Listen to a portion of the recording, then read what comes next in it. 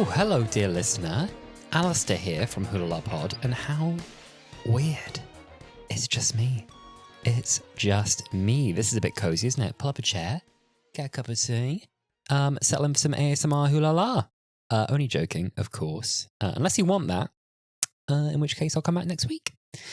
So, yeah, funny story. Not funny, ha-ha. Funny, whoops. Me and Sam, we normally record over Zoom because despite the allegations, we don't live together. We don't share a bed like... who are the two from Sesame Street? Bernie and something. Bernie and Eric? Bernie and whoever it is. We don't sleep together like those two do. We live apart. We normally do things on Zoom. Last night, we thought, let's go crazy. Let's record together in person and share some wine. And share the wine we did. Share the wine and get so merry that we did not choose the correct input for our microphone. And we did this very enthusiastic episode all about Clara Oswald. And we got about 40 minutes in until we realised that we'd essentially just done a big rehearsal. And by that point in the night, it was 11 p.m. So here we are today. Sam is not available, unfortunately, because he's a busy boy. And I'm stepping in to do a little solo episode for you because I thought it'd be fun to fill in the gap with something else. And I'm free tonight. I thought, why not? I'll have a chat. I'm happy to have a chat. And I've never done a solo episode. I think Sam's done one once when I wasn't available. So this is me simply paying him back. And we were racking our brains thinking, oh, what could we talk about? Or what could I talk about that would be interesting? And then we really were limited for options. And I said, how about we do some of the best and worst marketing of Doctor Who? What if we leave the screen behind and do a little bit of the behind the scenes for what goes on to get the viewers in to Doctor Who? Now, I work in communications. There's my real actual job. And people say, what is that? And I couldn't tell you. It's lots of writing. It's not marketing. Gays do one of two things. It's marketing or it's comms. I fall on the comms side. And I know a little bit about marketing, just a little bit. So I'm lending some of my professional expertise to today's episode. It's not a very serious episode, but it'll be fun. And what I've done is I picked out some of my favourite highs and lows, if you will, of Doctor Who's marketing journey. Some really funny moments in here as well. And before I dive into those, of course, as always, we put out the call on Twitter to ask you what some of your highs and lows were, some of the best and worst marketing moments that Doctor Who has ever done. And you stepped up. You always step up. Ollie_Vander said Series 4. Remember the Series 4 trailer? Remember the Series 4 cinema trailer? They put that in cinemas. That was extraordinary. They've put the whole video on Twitter if you want to rewatch it. Find us at Wholala Pod. It is so good. Catherine Tate does this very dramatic bit, kind of sitting by the fire in her brown coat. There are things waiting in the darkness. And it rounds off with, I'm going to be ready. And just like that, we'll be gone.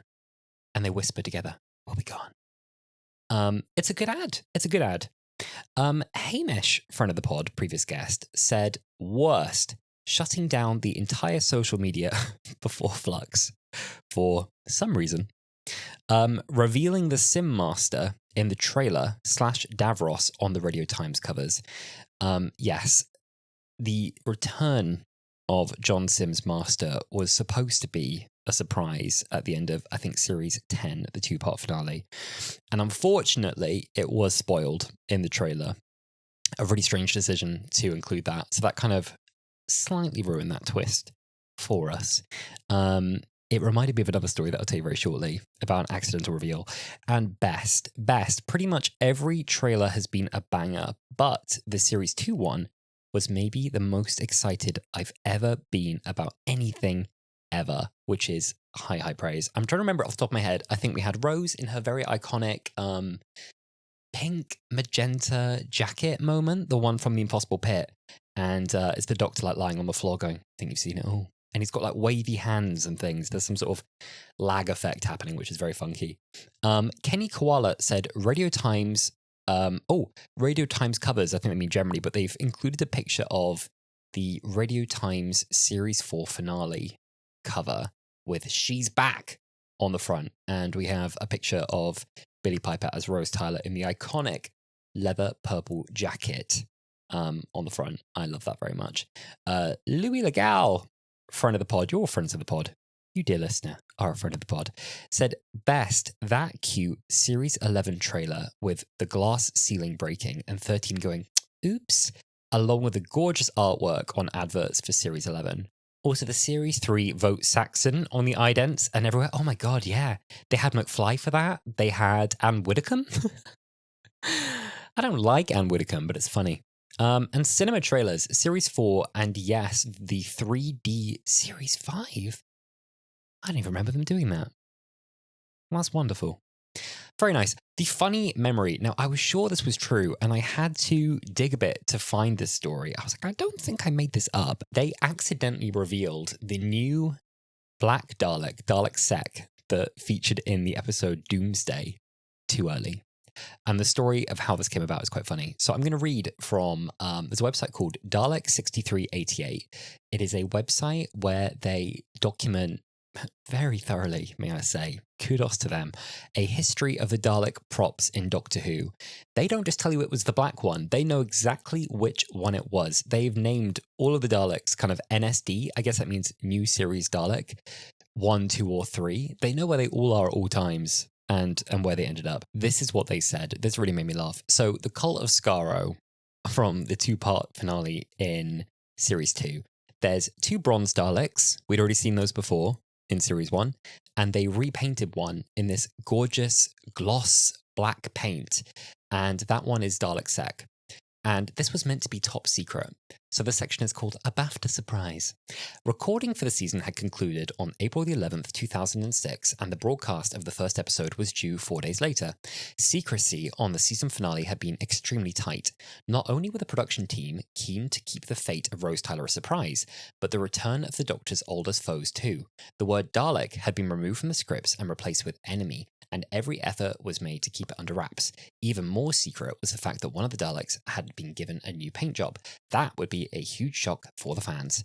Instead, there was something of a shock for Russell T Davies, Phil Collinson, and Julie Gardner at the BAFTAs on the 7th of May. When Doctor Who was announced as the winner of Best Drama Series, the 3 producers went on stage to collect their award with great excitement, but were suddenly faced by their own worst nightmare. BAFTA had arranged with the BBC for Daleks to appear on stage and on the red carpet, and had secured the services of Nicholas Briggs to do the voice and Barnaby Edwards to operate. The intention had been to use standard bronze props, but due to an oversight, both a bronze Dalek and Dalek Sec arrived at the hotel in London.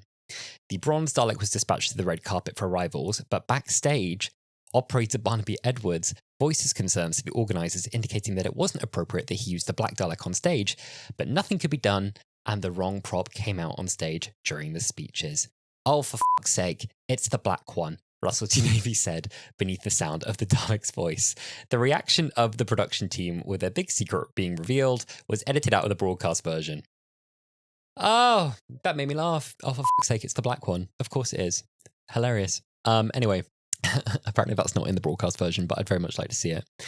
Let's dive into some other highs and lows. So for me, being a Series 1 fan, oh my God, that was what I grew up with. I grew up with the new series coming back in the revival. If you're a fan of Wholala, if you've been listening for a while, you will know that we rewatched the whole of Series 1.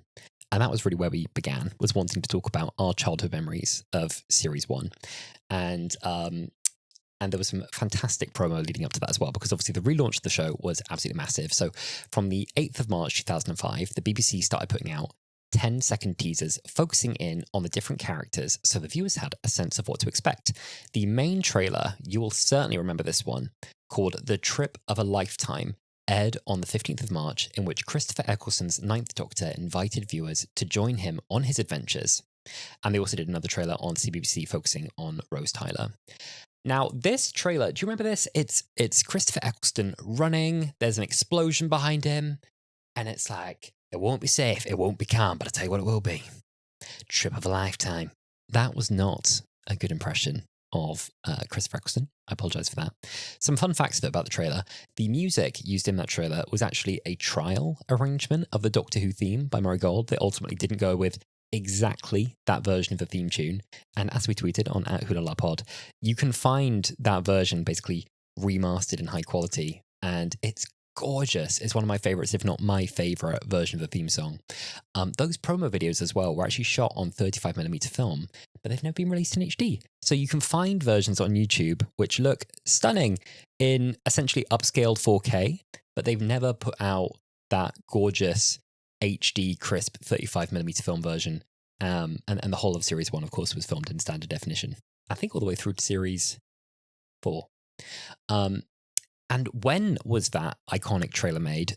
It was filmed between the 26th of February and the 27th of February, both on the TARDIS set in Newport and also an underpass somewhere between the Mill Street and Queensway underpass underneath Newport railway station.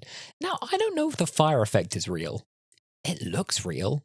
Did they light an explosive under Newport railway station? I don't know how they got permission for that if they did.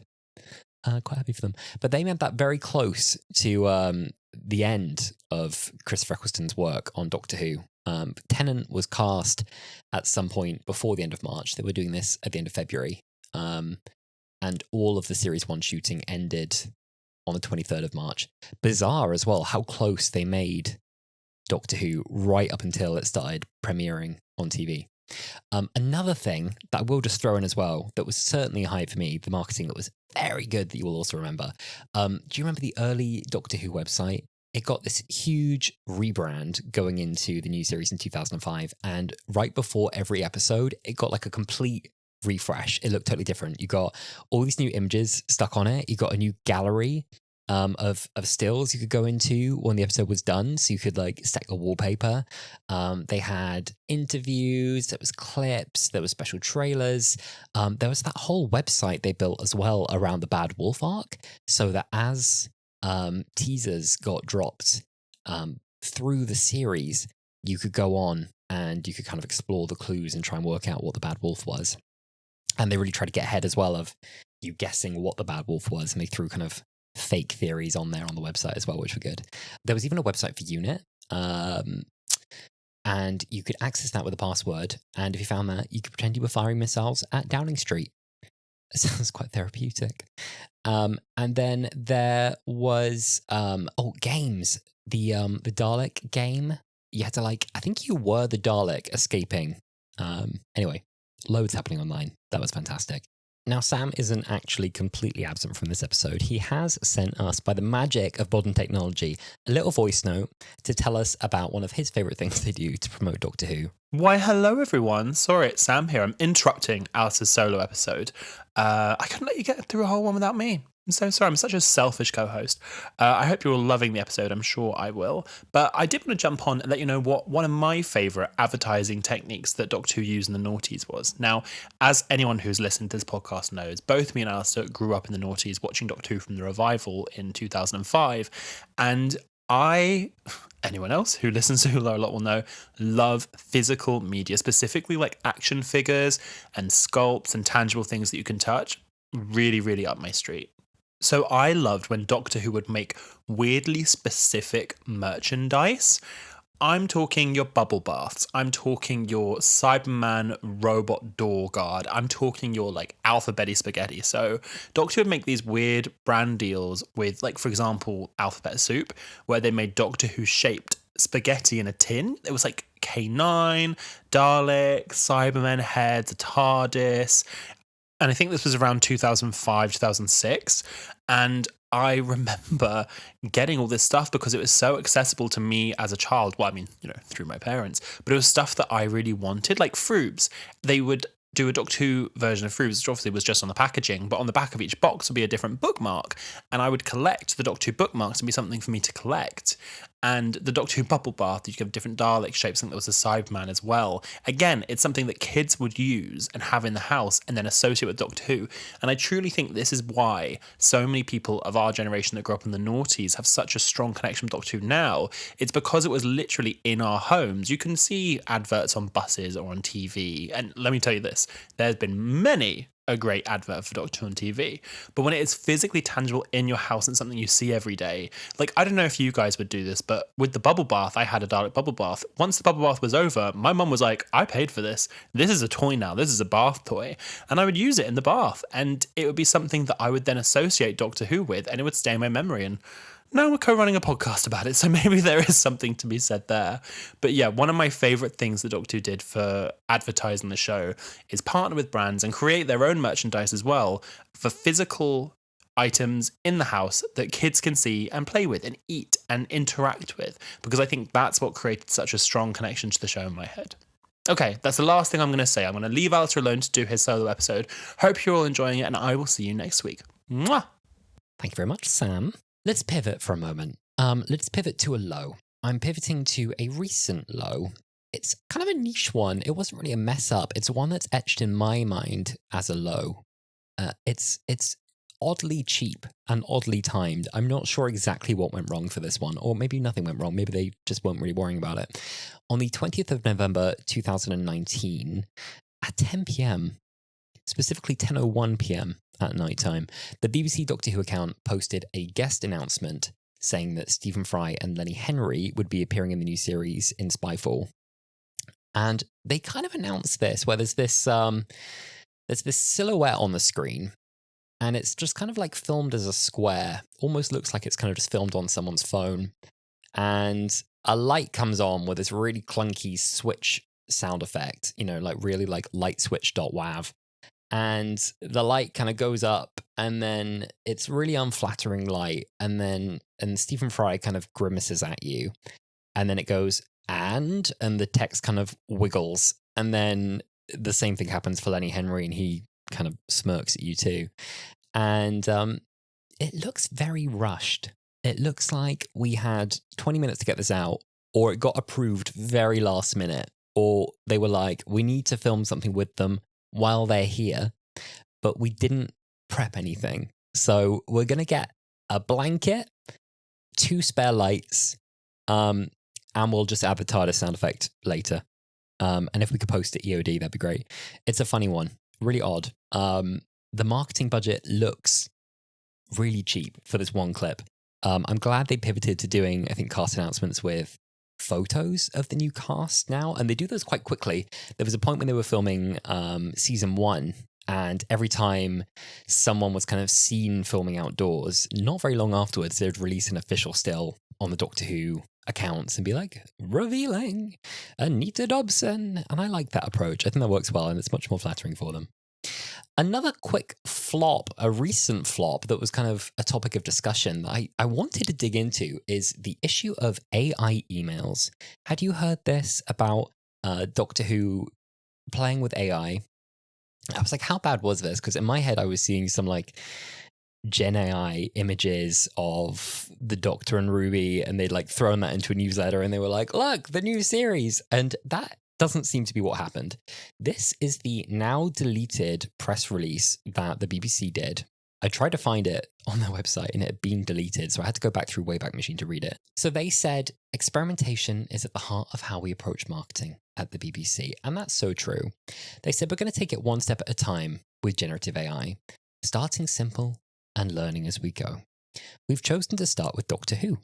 There's a rich variety of content in the Whoniverse collection on iPlayer to test and learn with.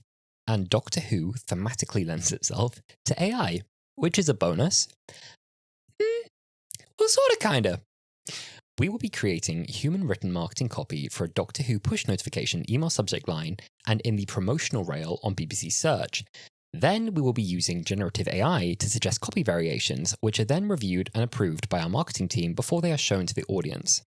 This is so strange to me. Gen AI is used by a lot of individuals to do their work these days as a kind of co-pilot. Some people try and get away with their obviously AI work being their own work, and it always sticks out. It's very funny to me, I guess very honest, that the BBC did this like press release that they were planning to generate some copy for the purpose of like A/B testing, I guess, their marketing and just seeing like, does this one get more clicks or this one? And they announced it and said, we're going to start with Doctor Who. Very odd, even though they were going to review everything that the AI created before like using it in their testing. Anyway, that didn't go super well. They were preparing to do 2 promotional emails and mobile notifications to promote season 1 of Doctor Who. And this was a news article about that. Despite the corporation's assurance that the final text underwent verification and approval by the marketing team, the use of generative AI sparked controversy amongst viewers, leading to the BBC receiving multiple complaints per deadline. So in doing the announcement, there was so much backlash about using Gen AI for Doctor Who marketing that they had to completely abandon the plan. And they said they'll never do it again, I believe, at least for Doctor Who. Let's turn now to something more fun, something that went really, really well. I wonder if you remember this one. There was a fantastic outdoors, what do you call this one in the marketing world? See, I'm from comms, I wouldn't know. They did this fantastic photo shoot outside. They placed these props and they got Jenna Coleman and Peter Capaldi to come and stand with those props to promote Series 8. This was on the 22nd of August, 2014, right before the new series. I think this as well, this was Peter Capaldi's first series as the Doctor, and I think this followed the leaks of Doctor Who scripts for that season. That was something that happened at that time. And they took these props to Parliament Square, and they made it look like the Earth had like erupted, and they plopped a TARDIS down. I think they put down like dinosaur footprints as well.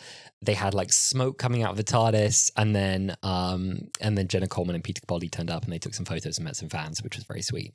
Now, I found a blog from back in 2014 where this boy Tom has talked about his experience. This is very sweet. So I thought I'll just read his perspective as if Tom is a guest on the pod. He said, "This post finds me at Parliament Square for a little meeting with the Doctor and Clara. This is the most amazing part of my life so far." I mean, me, when I interact with anyone from Doctor Who. I joined the small crowd to watch from behind the barrier and started taking photos.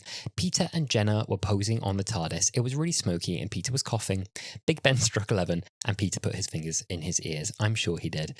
I love that. I think that's really sweet. I like a little photo shoot. And you know what as well? Side note, Peter Capaldi strikes me as a genuinely very lovely man who had a lot of time and probably still does have a lot of time for the younger fans. I thought that was a lovely one. What do you say we keep these good vibes going? Now, I wanted to say something about the collection adverts. I don't know if you've seen the collection Blu-rays. So these are the classic Doctor Who re-releases. They're in beautiful HD and they come packaged with a bunch of extras. There's loads in there. There was something on one of the more recent ones where they had a road trip and it was Janet Fielding, Peter Davison, there was someone else from the cast. They all went on this road trip together and it looked really funny and really chaotic. They do tons of camp stuff like that as extras to make it kind of worth your while, which I really like. It's not just like a physical media release just to sort of cash in. They like give you value for having bought into it. And the promo they do around it is awesome. There's kind of 2 ways they do that. They cut these really cool trailers using footage from the season. So they make it like a modern trailer. But someone who's edited a lot of them recently, who I massively admire and was lucky enough to meet quite recently, his account is called Make Me a Offer, aka filmmaker James Barnett. He's worked on a ton of the trailers. And if you remember that one they did for the 60th anniversary, narrated by Paul McGann, he edited that one as well. He is so knowledgeable about Doctor Who footage, where clips come from. When they cut that new Whoniverse opener that goes on iPlayer now before all of Doctor Who, he helped the BBC as an archivist basically pick out those clips because he knows what the best bits are, which is so cool. And if you're on TikTok, you might as well have seen his parents, funny enough, though you might not realize it. He spent 15 years documenting 2 iconic personalities, his parents. Have a look, Make Me an Offer on TikTok. They are so funny. I'm absolutely obsessed with them.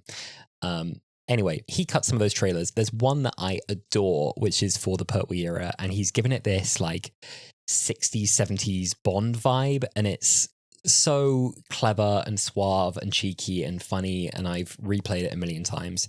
But aside from that, they also film special announcement trailers, which seem to be getting like increasingly cinematic. Back in 2019, they did one which was quite funny. It was Jovanka Airlines. Jovanka. I feel like it's Jovanka. I'm sorry, everyone. Sam's not here. He can't correct me. Jovanka Airlines. And this was called the Season 19 Safety Video with Tegan Jovanka, played by, of course, Janet Fielding. Great fun. There's a really funny video they also did, narrated by Tom Baker. which was for, oh God, which series? Maybe it was it was a Tom Baker series. What do you know? And he's so funny in this. His voice tickles me. It was like, if you travel I can't do his voice. If you travel the universe, then do it right. I can't. With glitter package tools. I can't do his voice. You have to see it for yourself. There's a bit where he says, take a trip into E-space. The E is for excellent. It's so funny. Anyway, have a look at that. Just look for Galactic Glitter Package Tours on YouTube. I promise you, so worth it. So worth it. They did a season 10 trailer with Joe and Cliff Jones returning to Wales to defeat more of the deadly giant maggots, starring Katie Manning and Stuart Bevan. Katie Manning sort of puts on this massive insecticide gun and goes, "Hello, boys," entering a shed, which is really funny. And then it immediately pivots to her going from that voice into her kind of very gentle, very RP, like, to select audio navigation, press enter now voice, except she's talking about, comes with optional special effects. I really love that. I love her voice. Loads of the classic Who people have got gorgeous voices. Colin Baker, gorgeous voice. There's a season 26 trailer with Ace busy managing her organization, A Charitable Earth, played by Sophie Aldred. There was one, I think maybe this year, last year, very recently, the most recent one. There's a season 15 trailer with Louise Jameson, and so great. She is sort of on Gallifrey. It's during the Time War. She confronts some Daleks. Oh my God, she's still got it. She's fantastic. So much fun to get these little mini-sodes that, to me at least, feel like canon. I love them. Doctor Who hasn't got a canon, of course, but now a rumoured piece of marketing, I guess we could say, that didn't really happen. Maybe was never going to happen. Maybe it's been cancelled. Maybe it just hasn't been announced yet. Was Doctor Who Fortnight. This is so funny. Now, Doctor Who and Fortnight might not sound like two things that can really go together, because the Doctor is supposed to be quite inherently, famously, non-violent, until the fugitive Doctor picked up her absolute weapon of a gun. And Fortnight is, of course, a shooter. So you'd think, how did these things go together? However, Fortnite's had a lot of funny tie-ins, and you best believe I did buy the Ariana Grande skin. Love to play with Ariana Grande. And I did go ahead and log back in just to buy the Lady Gaga skin. And she has an emote, so she can sort of do the choreo for Rain on Me. Really fun. If you play with the two of them together, they can both do it. It's great. Now, there's an account on Twitter that basically just posts Fortnite leaks, and they're like, oh, this is meant to be, I don't know where they get this stuff from. Where do any of you get this stuff from? And they had all these claims about a rumoured Doctor Who event. This has all now been reported by the Radio Times. And that account seemed to have a bunch of super realistic looking imagery, screenshots to back up what they were saying. They said they'd received information about a Doctor Who collaboration coming to Fortnite. And they said that the collab will feature cosmetics alongside a creative event with its own tab in the lobby. I think that basically means there's a special game mode you'd have been able to play in Doctor Who. And at the time, the story was going to involve working for UNIT, collecting leads, and detecting some sort of residual energy. And they also said that players who take part will be rewarded with a Beep the Meep spray in the game. It's like a graffiti tag you can put in the game. And they had screenshots of this. And there was other collectibles that they were showing on this as well, like the 10th Doctor's 3D glasses. And some of the weapons they alleged would be in the game as well included a UNIT advanced rifle that'll have a player tracking feature, as well as a Wrath Warrior cannon that'll have a hold to hurt mechanic. These feel very plausible to me. This was April 2023. Of course, the story, The Star Beast, didn't come out until November. These feel like quite plausible tie-ins, and these screenshots look very realistic to me. Now, someone did ask Russell in February on Instagram. They said, what information can you share about the Doctor Who and Fortnite collaboration? And he said, there isn't one. It's a complete myth, I'm afraid. Kiss. So, anyway, from what we've got from Russell, it's not happening. He said it's not happening. It could still be to come. Maybe it was never going to happen. If it did, I think it'd be very funny. I could have Ariana, Lady Gaga, Ncuti Gatwa, dream team, to be honest with you. Right, we're getting to the end of my list. We're not quite there yet, though. We also have companion photo shoots. Now, you'll know that at Wholala, we're big fans of sleigh photo shoots with the companions. There was a fantastic series of photos taken for the 50th anniversary. It was a series done by The Guardian, and this was when we were quite new to Doctor Who Twitter and Wholala, and we were like, we need to do something that everyone's actually going to want to see and going to retweet, and it really took off. It was a really popular thread. Have a look for it if you can still find it. Search for companion photo shoot or Guardian companions at Wholala Pod or something like that. And we managed to track down the original high-resolution photographs from that photo shoot series. It had Carol Ann Ford, it had loads of your companions. Billie Piper was in it, Karen Gillan was in it, Jenna Coleman was actually missing from that series, but essentially almost every other living companion, or at least every living female companion, was in that series, which was awesome. And I think some of the people in that shoot may have now passed away, or I think at least one person has, which is sad, but it's a really cool photo shoot, and it was really hard to find because the only images there were before that were super low res on the Guardian site. So we managed to track this down. We felt very proud of ourselves, and Karen Gillan stole our photo and put it on her Instagram without credit. And we'd been so meticulous. We were so worried. We were like, we have to credit this photographer. We have to make sure that we don't put a Wholala watermark on this stuff. We're just putting it back in the public domain. We're not claiming ownership. Karen Gillan said, I'll have that, thanks. Anyway, so be it. It was a great photo of her. I'm very happy for her. She didn't credit the photographer either, but it's a great photo. And it's of her. So you know what? Do what you need to do, girl. It was 10 years ago. There was another fantastic photo shoot. It was the 60th anniversary issue of the Radio Times, and this one featured photo shoots with Carol Ann Ford, Mandip Gill, Millie Gibson, Bonnie Langford, Russell T Davies and Waris Hussein. Tom Baker was in it. I think they went to Tom Baker's house to get the pictures. K9, the Cybermen, the Daleks, and everyone's in like beautiful party dresses. Everyone's all like glittery and shimmery. There's balloons, there's confetti, there's interviews about the specials. It's lovely. There's conversations, I think, between Russell and Waris as well. Waris was the first director of the first episode of Doctor Who. I should know my history. I'm very, very sorry if I got that wrong.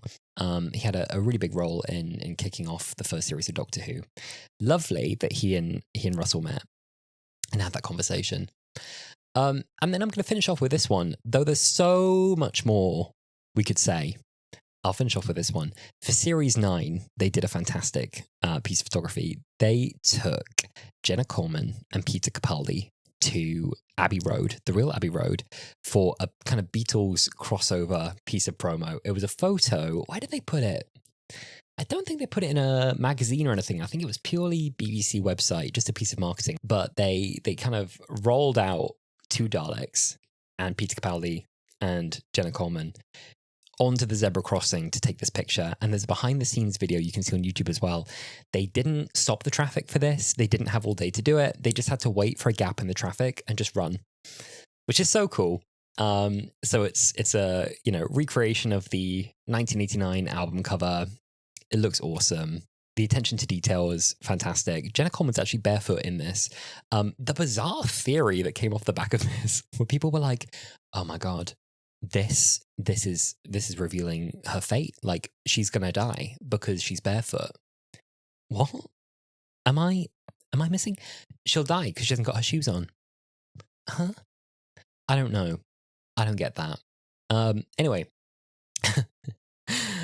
Nonetheless, that was some of my favorites. I could bother you with quite a few more, and I've probably missed some incredibly iconic ones. But listen, get over to us at Wholala Pod. We're on every social there is, I think.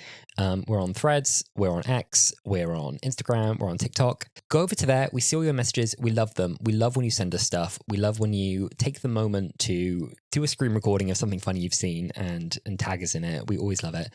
If you would like to support the pod as well, you can leave us a 5-star review. Anything less than that, I don't know. It's a lot of effort. It's a lot of effort. I wouldn't bother, but we do appreciate those 5s. And as well, you can support the pod by putting us in your story, tagging us, share this with a friend who you think might like it. You can tweet about how good Alasdair was this week on Wholala all by himself. I'd really appreciate that very much. But we will be back next week. We have, as I say, rehearsed a complete episode where we talk about Clara Oswald. We were going to do 3 companions. We were going to talk about Clara and Bill and Nardole. And when we got to writing our notes, we were like, God, there's a lot to say about Clara, isn't there? So we thought we're going to have to do a Clara episode so we can just gush and have that out. And then we'll pick up the others later.